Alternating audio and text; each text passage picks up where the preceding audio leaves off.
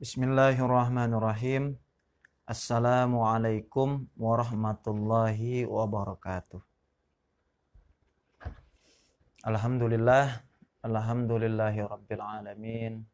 Wabihi nasta'in wa ala umurid dunya waddin. Allahumma salli ala sayyidina Muhammadin al-fatihi lima ughliqa wal khatimi lima sabaq. Nasirul haqqi bil haqqi wal hadi ila siratikal mustaqim. Wa ala alihi haqqa qadarihi wa miqdarihil azim.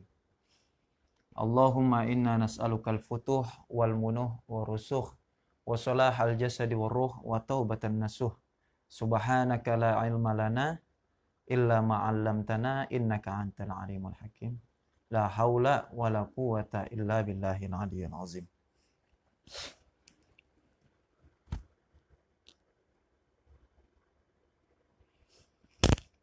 Alhamdulillah, segala puji bagi Allah Subhanahu wa Ta'ala, Mitra JSC dimanapun berada. Semoga Mitra JSC diberikan selalu kesehatan dan juga kekuatan untuk bisa melaksanakan ibadah-ibadah yang diperintah oleh Allah Subhanahu wa Ta'ala, sekaligus untuk melaksanakan berbagai macam aktivitas kehidupan sehari-hari. Maka hendaklah kita sebagai seorang muslim untuk selalu memuji Allah Subhanahu wa Ta'ala. Bahkan di dalam doa iftitah itu bagaimana kita selalu membaca Subhanallahi bukrata wa asila. Maha suci Engkau ya Allah, baik saat pagi dan juga petang. Maka hendaklah kita selalu bertasbih, berzikir ataupun beribadah yang mana bertujuan untuk memuji Allah dalam sehari itu tidak lepas dari 2 waktu lah. Kita usahakan bersama-sama. Baik itu saat pagi yang terhitung dari waktu subuh sampai masuk waktu asar, kemudian dari asar sampai lagi ketemu waktu subuh. Maka insya Allah dengan begitu kita sudah menunaikan hak-hak kita kepada Allah Subhanahu wa Ta'ala. Maka banyak sekali anjuran-anjuran untuk berzikir, yaitu di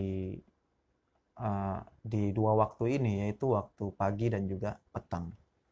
Maka apalagi bagi kita orang-orang yang mungkin sudah diberikan umur yang cukup panjang untuk hidup di muka bumi ini, namun jangan sampai kita melupakan bekal untuk kehidupan kita di akhirat kelak. Salawat serta salam mari kita selalu panjatkan kepada Nabi besar kita, yaitu Nabi Muhammad SAW, yang mana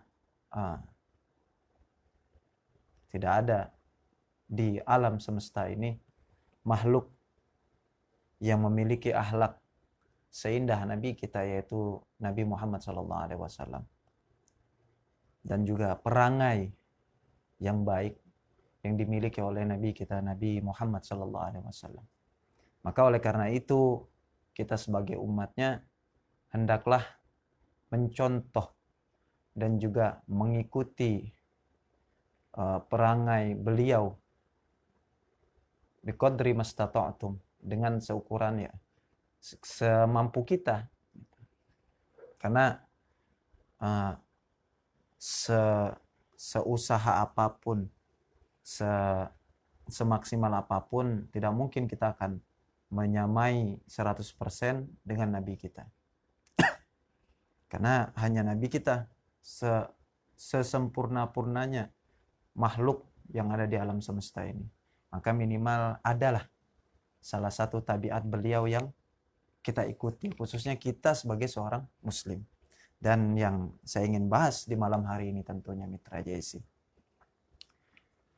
Mitra JSC yang dirahmati oleh Allah Subhanahu wa Ta'ala, salah satu karakter yang kental yang ada pada diri Nabi kita itu adalah beliau adalah pribadi yang senang sekali bersedekah.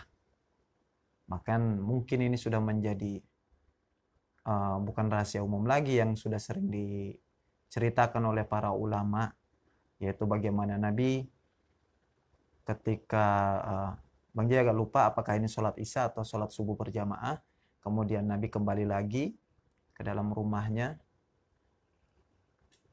kemudian setelah kembali lagi berkumpul dengan sahabat menanyakan, ada perkara apa wahai Nabi? Beliau menjelaskan bahwasanya di lemariku tersimpan harta yaitu beberapa dirham. Dan aku lupa untuk menginfakkannya atau menyedekahkannya di jalan Allah Subhanahu wa taala. Ini bagaimana Nabi Muhammad memberikan pelajaran untuk selalu bersedekah dan tidak menumpuk harta yang kita miliki. Jadi beliau adalah pribadi yang tidak ingin harta tersebut menginap di rumahnya. Itulah karakter kita, karakter Nabi. Karakter yang memang amat sangat patut kita contoh mitra JSC. Namun sesuai dengan kadar kemampuan kita sekali lagi. Nah, berbeda. Nabi adalah pribadi yang ya sudah, hari ini apa yang ada ya itu yang dimakan. Beliau adalah sebagai contoh panutan uswatun hasanah untuk menjadi pribadi yang selalu qanaah. Ya, definisi qanaah mungkin sebelumnya sudah Bang J pernah jelaskan, yaitu bersabar dengan apa yang sudah dimiliki saja gitu. Dan juga menjadi pribadi yang bersyukur kepada Allah. Bersyukur ya tadi dengan berbagi kepada orang lain. Qanaah ya apa yang dimiliki yaitu yang dinikmati. Tidak muluk gitu, tidak berlebih-lebihan. Dan bahkan sudah ramai mungkin menjadi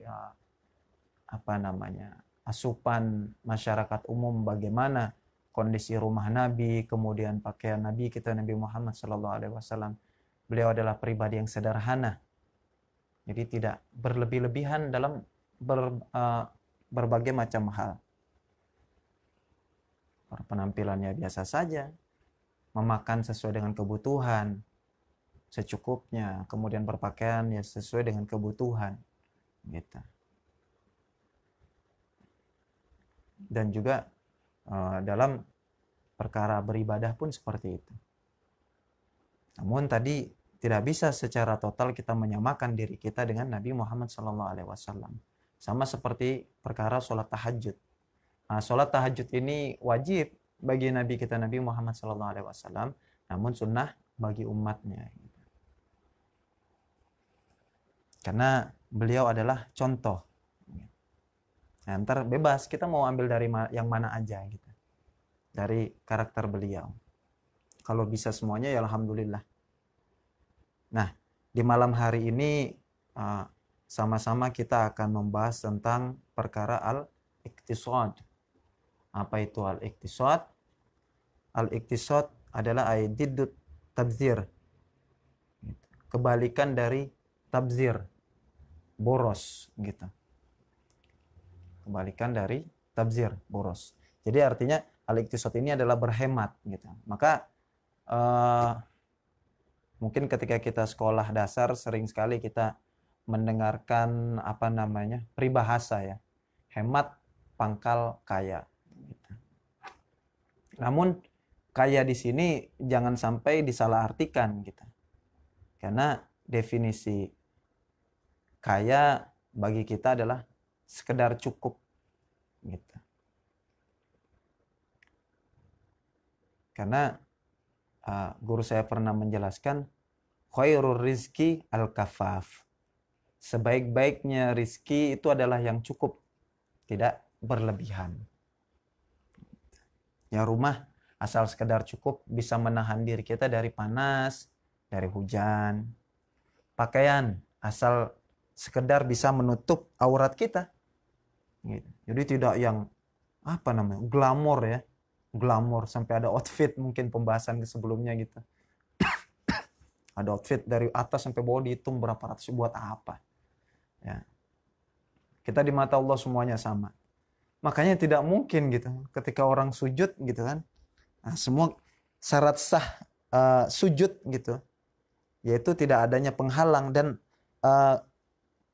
kening atau jidat kita ini, jidat kalau bahasa sini mungkin, itu harus mengenai tempat yang sebagai tempat sujud gitu. Jadi tidak mungkin mentang-mentang dia pejabat, sujudnya setengah, jidatnya tidak menempel, nah ini sholatnya kan tidak sah. Nah ini menunjukkan bahwasanya kita semua di mata Allah adalah sama. Gitu. Maka tidak ada yang harus disombongkan. Tidak ada yang harus dilebih-lebihkan. Mau siapapun itu ketika sujud pasti posisinya sama, seragam. Dan juga ketika sholat semuanya pasti sama gitu, satu soft. Baik itu mau presiden, kayak mau apa, pejabat, kayak mau orang kaya. Ya kalau dia telat ya pasti nggak softnya soft di belakang gitu kan. Gak mungkin dia harus ngelewatin orang kemudian softnya terdepan, gak mungkin kan. Itu harus melewati berapa orang yang sholat, itu mengganggu. Mengganggu apa namanya kekhusyuan sholat. Semuanya sama di hadapan Allah. Jadi khairul rizki al-kafaf. Nah, kita mulai dari bait yang pertama. Al-iktisadu ay babun fil iktisadi. Gitu. Jadi kalau di dalam ilmu nahwu ini hasful mubtada wal bayan. Gitu. Babun fi bayanil iktisadi gitu bisa. Ini adalah bab gitu dalam perkara penjelasan hemat gitu. Bismillahirrahmanirrahim. Anfiq ala qadri mastata'ta. Ay anfaqa yunfiqu anfiq. Ini adalah fi'lul amr atau kata perintah. Yang mana amr mungkin sudah Bang jelaskan di pertemuan sebelumnya, yaitu permintaan dari yang di atas menuju yang di bawah. Itu namanya perintah gitu. Tapi kalau dari bawah ke atas namanya minta tolong. Gitu. Anfik yaitu sedekahkanlah, ay sorrif, ay badzil. Keluarkanlah atau berikanlah gitu. Maka disebut infak. Gitu. Ayat anfik. Nafkahkanlah, sedekahkanlah gitu. Maka ketika seorang suami memberikan uang kepada seorang istri ini disebutnya maka nafkah gitu. Cuman nanti nafkah sendiri ini terbagi menjadi beberapa macam. Ada seperti ketika seorang suami memberikan makan atau uang belanja kepada istri ini adalah nafkah wajib gitu. Adapun kepada selain istri dan anak-anak ini nafkah sunnah gitu. Maka di sini dijelaskan ala qadri mastata'ta. Sesuai dengan kadar mastata'ta. Sesuatu yang engkau mampu gitu. Jadi inilah bagaimana bijaknya agama kita, agama Islam. Dalam masalah sedekah saja ya tidak ada pemaksaan gitu. Tetapi apa? Ala qadri mastata'ta. Sesuai dengan kemampuan engkau. Ya kalau tidak mampu ya jangan dipaksakan. Ada orang misal mampu sedekah sedangkan kita tidak mampu, ya sudah. Ya mungkin sebelumnya pernah saya bahas bahwasanya sedekah ini bisa dalam berbagai macam bentuk. Guru saya menjelaskan ada sedekah berupa materi, ada sedekah berupa tenaga, seperti kita bantu mengangkat belanjaan orang tua kita mungkin, bantu mengangkat perabotan orang yang pindahan rumah. Nah, ini sedekah. Sedekah dalam berbentuk tenaga. Ada lagi sedekah yang dalam bentuk materi. Ini banyak akhirnya termindset di dalam pikiran kita bahwasanya sedekah itu harus melulu berbicara tentang materi. Bahkan di dalam sebuah hadis dikatakan tabassumuka fi wajhi akhika sadaqah. Ini sedekah paling ringan. Senyummu fi wajhi akhika, yaitu kepada saudaramu, sodako adalah sebuah sedekah. Bahkan senyum saja sedekah. Cuma kalau terlalu banyak senyum, ini perlu dipertanyakan. Makanya tadi jangan berlebihan, gitu. Yang sedang-sedang aja, khairul umuri awsatuha. Yang sedang-sedang aja. Jadi jangan kecil hati bagi siapapun itu. Baik Mitra Jesi, Bang J pribadi, kalau memang hari ini tidak bisa bersedekah secara materi, ya sedekah secara tenaga. Sedekah secara pikiran, nah, seperti malam hari ini. Gitu. Yang bisa Bang J sedekahkan ya ilmu yang sedikit ini. Gitu. Maka semoga bisa bermanfaat. Gitu. Dan Bang J pun pribadi sebenarnya takut nanti di akhirat kelak akan dihisap. Wah, sudah belajar apa segala macam dulu kan. Ini itu. Nah, sudahkah engkau sedekahkan? Ini rizki atau karunia yang berupa ilmu. Ada yang memang dia dikaruniai berupa harta. Ada orang yang dikaruniai berupa tenaga. Seperti, maaf gitu, pekerja-pekerja di pasar. Itu kan dia memiliki badan yang kuat gitu.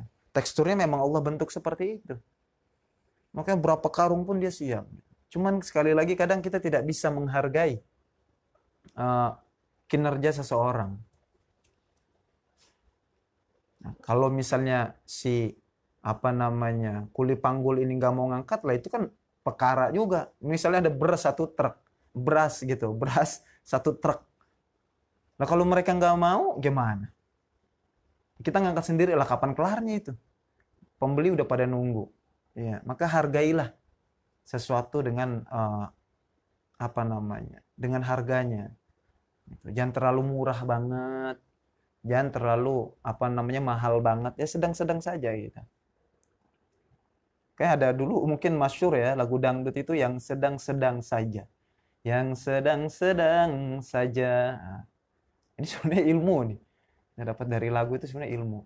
Ya, tinggal bagaimana orang yang mendengarkan itu mempersepsikannya gitu. Kalau orang yang menganggap itu adalah sebuah ilmu, oh ya benar yang sedang-sedang aja kalau mau ngapa-ngapain. Jangan terlalu kurang, jangan juga terlalu lebih. Jadi, nah tadi sekali lagi bijaknya Islam adalah anfik ala qadri mustata'at. Bersedekahlah engkau dari rezeki yang kau miliki itu sesuai dengan kadar kemampuan. Tidak ada patokan. Gitu. Makanya, ya ini sih Bang Jai hanya mendengar beberapa cerita saja. Benar atau tidak Bang Jai belum tabayun secara langsung sih.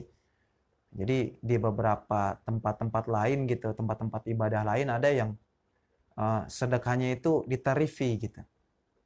Nah ini Islam tidak mengajarkan seperti itu Mitra Jais.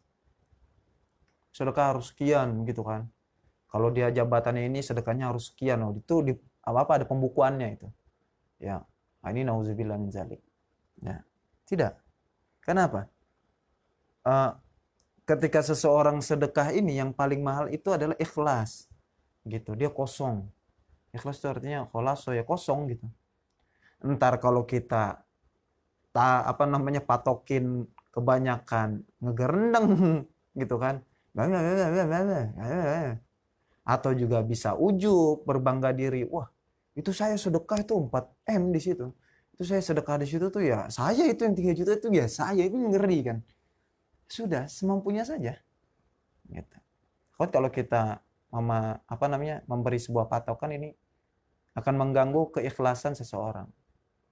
Jadi sebenarnya penyebab ikhlas ini terganggu ya sebenarnya bukan dari pemberi ini gitu, tapi juga ada faktor eksternal dari orang lain. Jadi bagi kita yang bersedekah berusaha ikhlas, dan orang yang menerima sedekah kita itu untuk bisa menjaga keikhlasan dari si pemberi gitu. Misal kita memberikan sedekah misal 2.000 kepada pengemis. Nah, kan kita udah ikhlas banget itu. 2.000 kagak pakai mikir gitu kan. Kalau cepet mikir. 2.000. 2.000 kasih. Si pengemis itu malah gerendengan gitu. Ya Allah Pak, masa cuma 2.000 sih? Gimana? Bapak kan kerja di inilah. Ini mengganggu keikhlasan gitu. Mengganggu keikhlasan si pemberi. Maka guru saya memberikan sebuah rumus. Ketika seseorang bersedekah, hakikatnya sebenarnya sudah ikhlas. Gitu. Namun apa? Keikhlasan ini kadang dirusak oleh orang-orang yang menerima sedekah tersebut. Ini makanya kalau kita, ya kayak ini yang mungkin saat ini ya.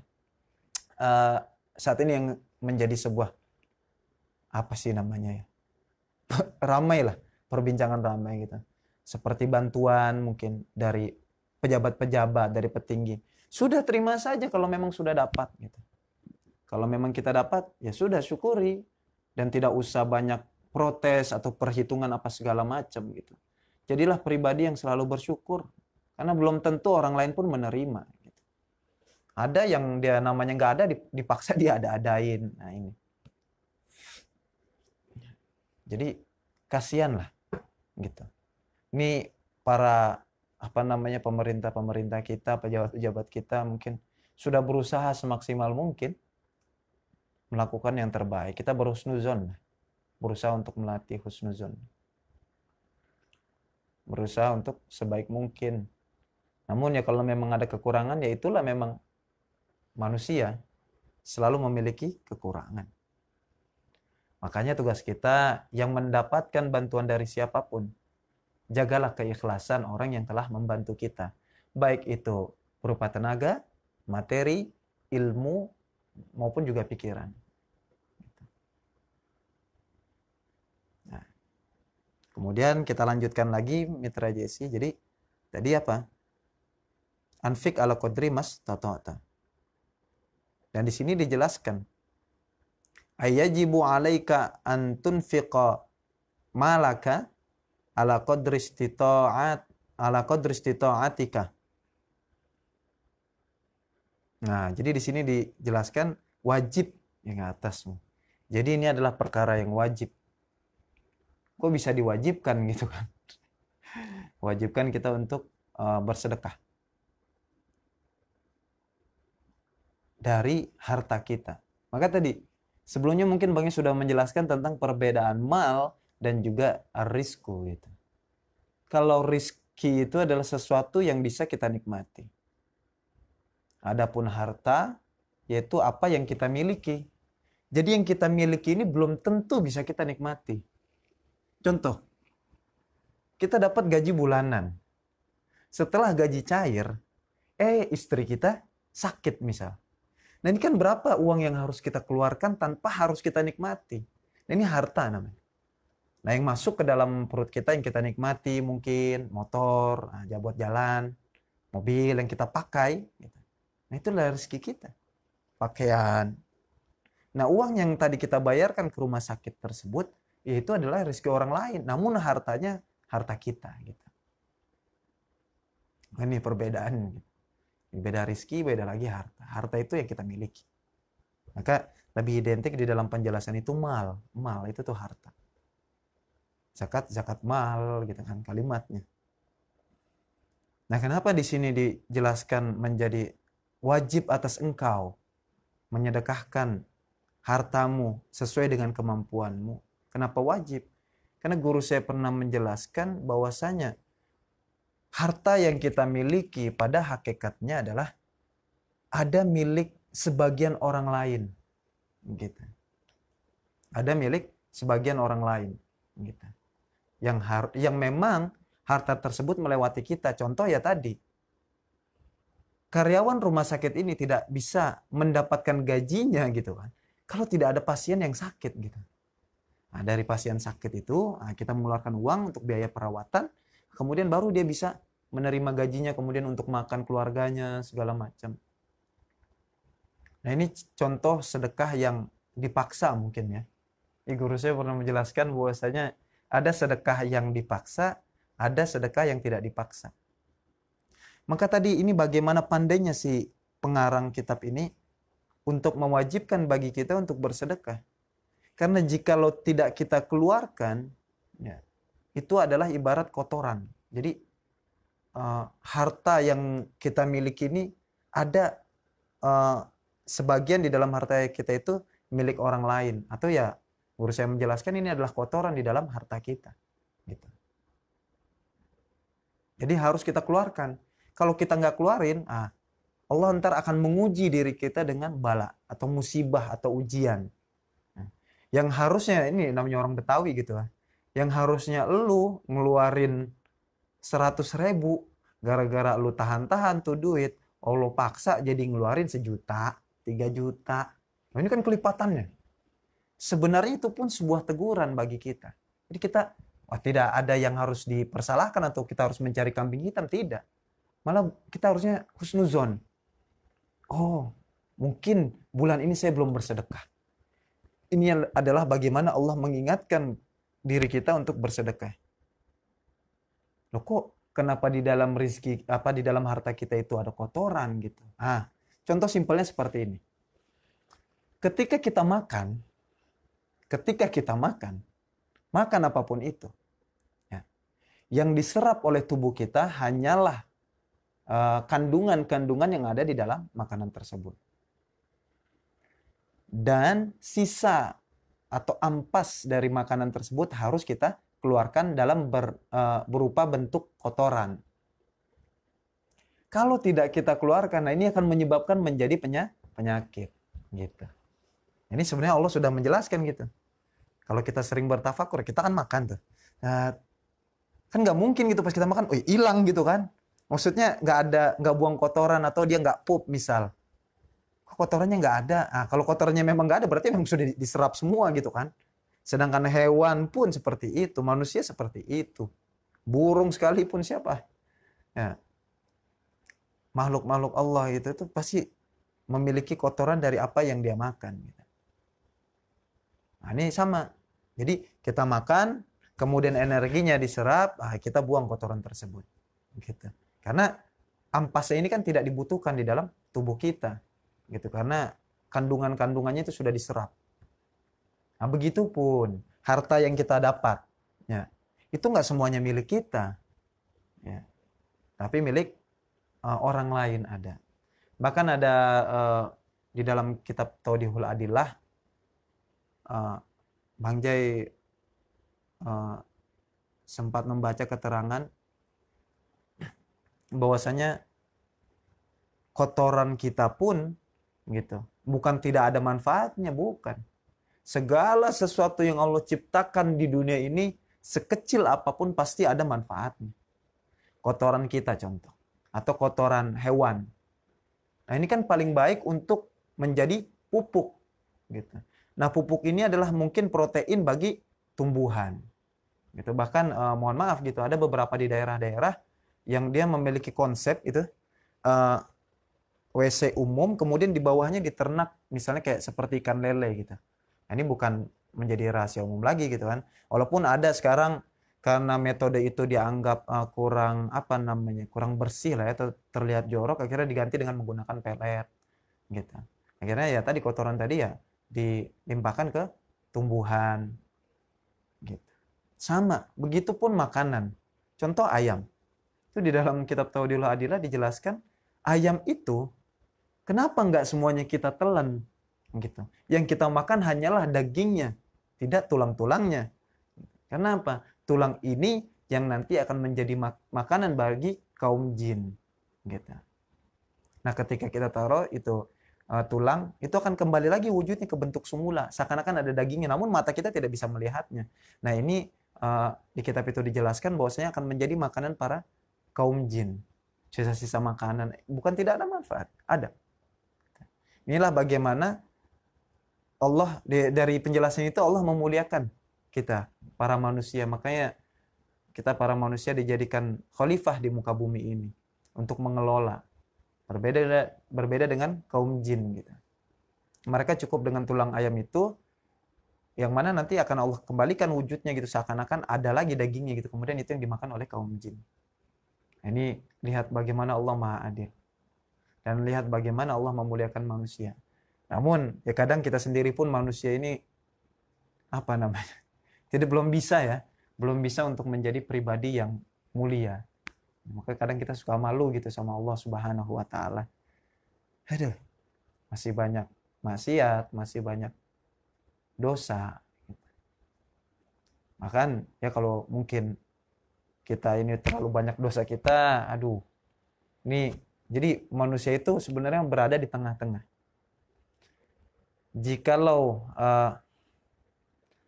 manusia ini meredam hawa nafsunya, maka dia akan lebih mulia dibanding malaikat. Namun jikalau manusia dia mengikuti hawa nafsunya, maka dia lebih hina daripada hewan. Nah, kita sebenarnya posisi kita itu di tengah-tengah. Kita bisa jadi mulia atau bahkan kita bisa menjadi pribadi yang hina. Nah, jadi itu tadi tamsilnya. Ini seperti yang dijelaskan oleh guru saya. Ya, tamsilnya itu ya tadi, bagaimana kita makan, itu nggak mungkin nggak ada kotoran yang dibuang gitu kan. Jadi harta yang kita terima itu maka hendaklah kita sedekahkan. Bahkan di sini menjadi perkara yang wajib. Karena kenapa wajib? Ya tadi sama, makanan itu wajib. Ya enggak, harus kita keluarkan ampas-ampasnya. Wajib. Kalau tidak kita keluarin, nah ini bisa menyebabkan penyakit gitu kan. Ya paling minimal tuh bau mulut gitu atau gangguan pencernaan gitu. Bahkan ada yang sampai sulit beberapa hari tidak bisa membuang kotorannya atau pup gitu. Nah, dia harus ke rumah sakit, bayar berapa gitu, harus diselang, disedot. Ini kan sekali lagi menjadi pelajaran yang amat sangat berharga bagi kita semua. Jadi oleh karena itu, dengan harta yang kita miliki, usikum wa nafsi bitaqwallah, hendaklah kita keluarkan atau sedekahkan. Di kalimatnya di sini indah gitu. Serif, ya, ay anfik, nafkahkanlah atau infakkanlah gitu ya. Infakkanlah. Tapi dengan kebijakan agama kita ya ala qadri mastata'ta. Ai ala qadri istita'atika. Sesuai dengan kadar kemampuan kita gitu. Maksudnya bagaimana sesuai dengan kadar kemampuan kita? Maksudnya begini. Jangan sampai nafkah yang wajib ini itu tidak ditunaikan, malah mendahulukan nafkah yang sunnah. Ya, mungkin sudah Bang Jai jelaskan, seingat Bang Jai di pertemuan-pertemuan sebelumnya, bahwasanya contoh kita menerima gaji. Nah ini harus yang wajib dulu gitu kan. Jatah bulanan istri berapa gitu. Atau misalnya yang pendapatan harian, dia harus ada harian buat istri berapa, anak berapa gitu. Kemudian untuk biaya tempat tinggal bagi yang mungkin ngontrak gitu berapa, listrik berapa, air berapa. Itu semua sudah. Nah, baru kemudian kita nafkahkan. Nah, nafkah ini disebut sedekah sunnah gitu. Makanya kalau memang tidak ada lebihnya ya apa yang mau disedekahkan gitu kan. Namun karena kita sudah menuntut ilmu, udah ngaji gitu kan. Oh iya, sedekah itu kan tidak berkutat dengan hanya materi, bisa dengan sedekah tenaga, pikiran, dan juga ilmu mungkin. Atau paling minimal kita senyum kepada orang lain. Nah, senyum. Cuman jangan terlalu berlebihan. Ya. Nanti orang nyangkanya yang aneh-aneh. Gitu.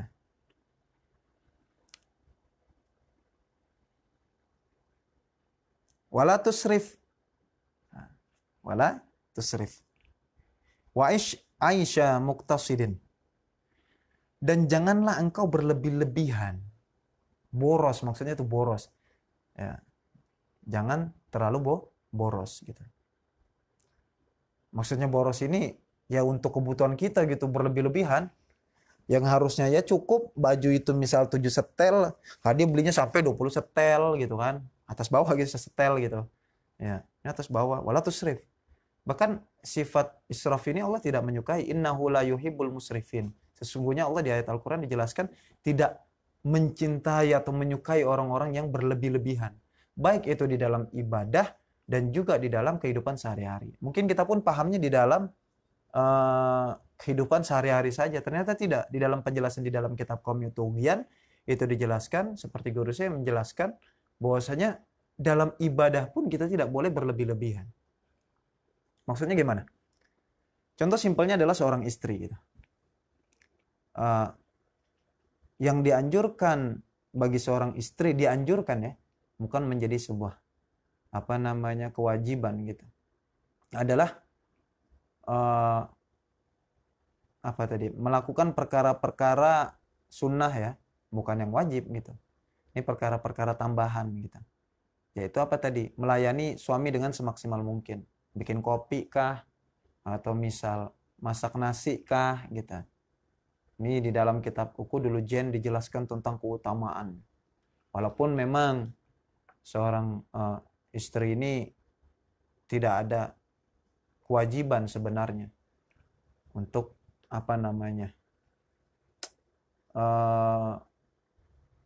melayani secara maksimal atau total gitu, tetapi ala qadri wus'aiha, yaitu sesuai dengan kadar kemampuan si istri juga tersebut. Ini akhirnya banyak orang yang apalagi pribadi-pribadi yang diktator gitu. Istrinya ya sampai diperlakukan benar-benar seperti seorang budak gitu. Ini karena pemahaman yang ditangkapnya mungkin kurang tepat lah. Kalau Bang Ji bilang kurang tepat gitu. Tidak seperti itu. Wa ashiruhunna bil ma'ruf. Pergaulilah istri kalian dengan cara yang baik gitu. Sesuai dengan kemampuan mereka. Nah, tadi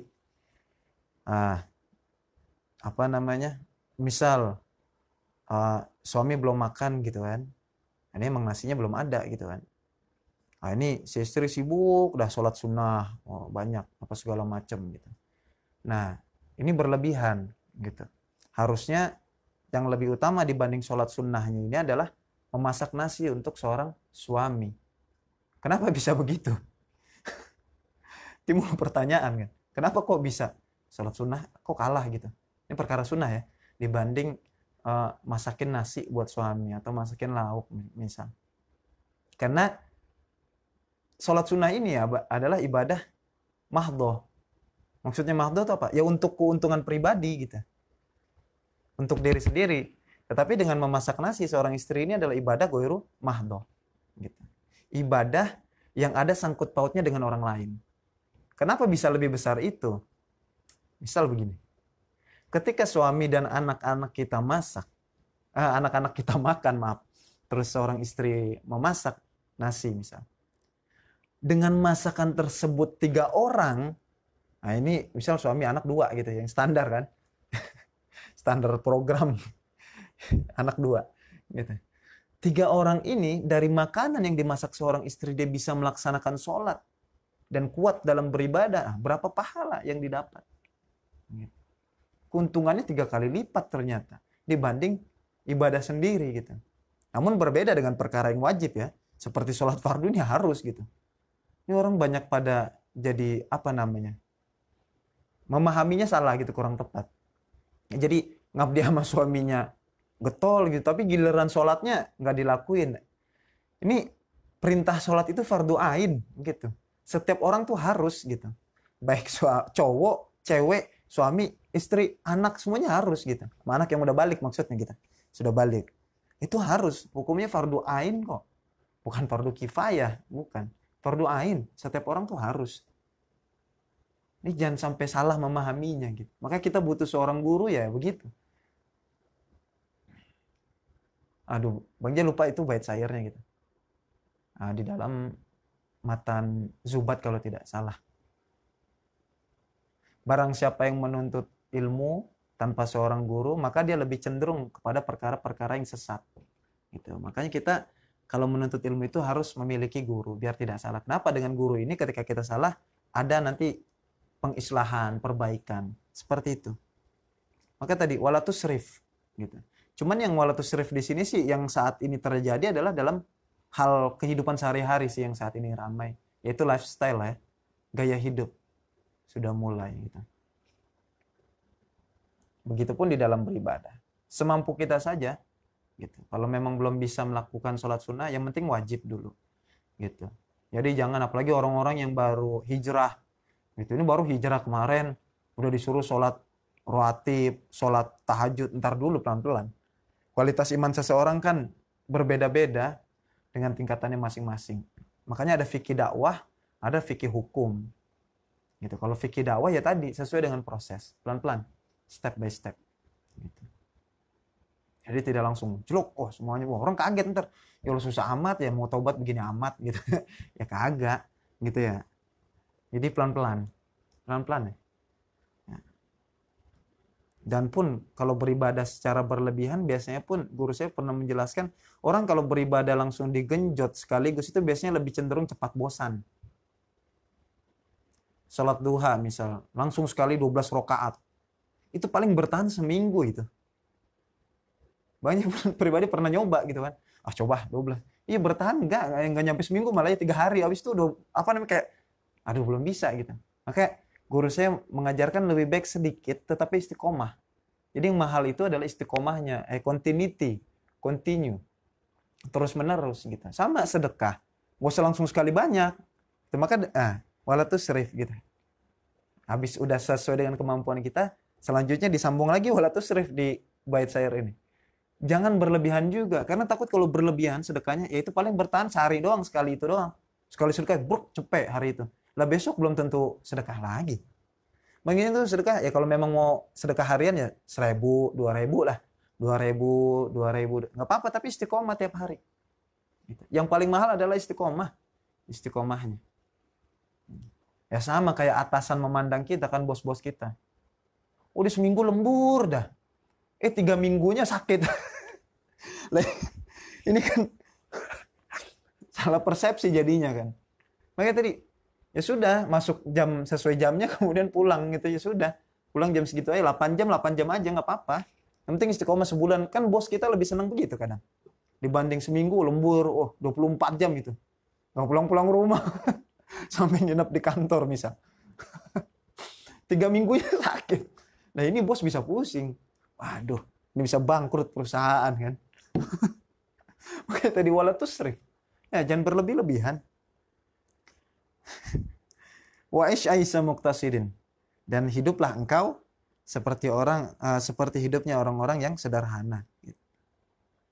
Ay wala yajuzu laka an tubadzir amwalaka. Dan tidak boleh engkau boros terhadap hartamu, maksudnya berlebihan gitu. Ya kan nggak butuh juga sih. Ya tapi tergantung kebutuhan ya, sesuai dengan kebutuhan balik lagi. Bang J misal butuh cuman memang baju ini kan karena seorang penyiar saja gitu kan. Ya kan nggak mesti harus baju yang harganya 400 juta kan enggak gitu. Lah memang ngapa harus yang 400 juta kan Bang J bukan pejabat gitu. Nah, udah cukup yang kira-kira ya asal enak dipandang mata gitu kan. Kemudian juga bisa menutup aurat. Nah, ini kan batas aurat, pusar nih. Nah, ketutup kan udah. Terus dilihatnya matching gitu ya, matching kalau bahasanya di sini. Nggak bolong-bolong tuh. Ya. Justru kalau bolong-bolong orang pelit itu namanya. Orang buat kebutuhan sendiri kok nggak dibelanjain, ini salah. Saya dulu pernah begitu. Nah, itu ditegur langsung sama guru saya. Ini namanya pelit. Ya, bukan hemat namanya. Sudah pelit. Oh, jadi beda pelit, beda hemat gitu. Kalau hemat ya tadi, sesuai dengan kebutuhan ngeluarin. Kalau ada lebih ya disisihin. Kalau pelit itu bahkan untuk diri sendiri aja susah gitu kan. Buat celana apa tuh misal peci gitu ya. Sudah, itu nggak harus kan peci yang berapa miliar gitu, enggak. Oh, kayak mahkota Ratu Inggris gitu. Kan enggak, buat apa? Makanya kan bukan raja gitu. Nah, kalau si ratu ya memang pantas, emang ratunya kan. Ratu tuh ada kayak sebuah lambang mahkota gitu. Memang harga batunya kan miliaran gitu, ratusan US dollar misal. Sesuai dengan kebutuhan. Kita sesuai dengan kebutuhan saja. Wa bal labudalaka min antakuna muqtasidan fi hayatika. Akan tetapi harusnya engkau ya menjadi pribadi yang hemat lah di dalam kehidupanmu, baik itu di dalam kehidupan sehari-hari maupun di dalam beribadah. Jadi seperti itu di bait pertama ini dijelaskan. Ya, Mitra JC, karena waktu juga yang membatasi perjumpaan kita, semoga yang sedikit ini bisa bermanfaat. Insya Allah nanti kita lanjut lagi, kita mengulas sedikit, kemudian kita lanjut lagi di bait yang kedua. Ya, semoga yang sedikit ini bisa bermanfaat dan juga bisa memberikan keberkahan khususnya bagi diri saya pribadi. Dan jikalau ada beberapa penjelasan yang mungkin kurang tepat atau kurang disetujui, Bang J mohon maaf yang sebesar-besarnya karena dengan keilmuan dan pemahaman yang terbatas gitu. Karena di atas langit masih ada langit. Jadi kalau ada kesalahan mungkin ya itu semua datang dari diri saya pribadi, berikut juga kekurangan. Kalaupun ada yang baik, itu semua semata-mata datang dari Allah Subhanahu wa taala. Terima kasih atas segala perhatiannya. Kita sampai ketemu lagi di lain waktu. Ya, masih dalam program Ngete pastinya. Saya ucapkan terima kasih. Syukron katsiran ala ihtimamikum. Wassalamualaikum warahmatullahi wabarakatuh.